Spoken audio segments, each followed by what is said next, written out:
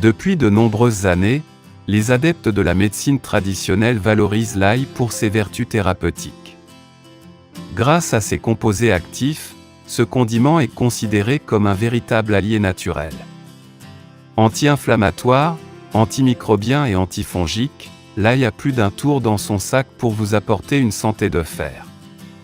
Mais saviez-vous que cet incontournable de vos cuisines pouvait soulager la toux, la pneumonie et les infections de l'oreille? On vous en dit plus. L'ail est un super aliment qui fait partie de la famille des aliacées au même titre que l'oignon, l'échalote, la ciboulette et le poireau. Dans un contexte d'abondance alimentaire, notre corps est soumis à de nombreux agents pathogènes qui peuvent entraver sa santé. De ce fait, nombreux sont ceux qui ont privilégié un retour à une alimentation plus naturelle pour préserver leur organisme. L'ail, un super aliment à consommer sans modération. Franck Séninger, médecin nutritionniste auteur de l'ail et ses bienfaits, a mis en avant les vertus de ce super aliment. L'ail est riche en antioxydants qui, contre le vieillissement en captant la toxicité de l'oxygène, indique l'expert. Ainsi, l'ail permettrait de lutter contre les radicaux libres et de préserver les cellules du corps contre le vieillissement prématuré. Par ailleurs, l'ail contient de l'allicine, un composé soufré antibactérien, anti-infectieux et qui combat les virus, ajoute le médecin. L'ail pour prévenir la pneumonie. La pneumonie est une infection respiratoire aiguë qui touche les poumons. Elle peut être causée par des bactéries, des virus ou encore des champignons. Les germes les plus fréquemment en cause sont le pneumocoque, puis des virus, influenza, rhinovirus, révèle le docteur Bervar, pneumologue à l'hôpital Calmette à Lille. Selon la communauté scientifique, les propriétés antibactériennes de l'ail agissent efficacement pour lutter contre la pneumonie d'origine bactérienne. En outre, l'activité antivirale de l'ail a été mise en avant par des chercheurs puisque l'extrait d'ail a permis de soulager le rhume, une infection souvent causée par le rhinovirus. L'ail pour combattre la toux. Généralement, la toux est considérée comme une affection banale mais qui peut s'avérer gênante au quotidien.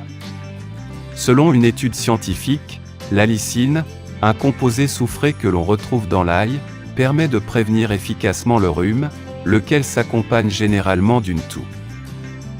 L'ail pour soulager les infections d'oreille.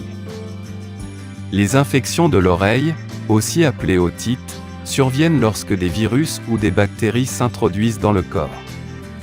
Généralement, une otite se manifeste suite à une infection des voies respiratoires et peut être plus ou moins douloureuse.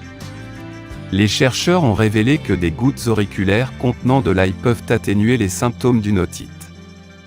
Il faut toutefois préciser que ce traitement est à proscrire en cas de perforation du tympan. La recette du remède à l'ail. Avant de passer à la préparation de votre remède à l'ail, vous aurez besoin de 5 gousses d'ail pelées et écrasées, 3 cuillères à café d'huile de noix de coco, 2 cuillères à soupe d'huile d'olive extra vierge. NB, choisissez des ingrédients d'origine biologique pour prendre soin de votre santé.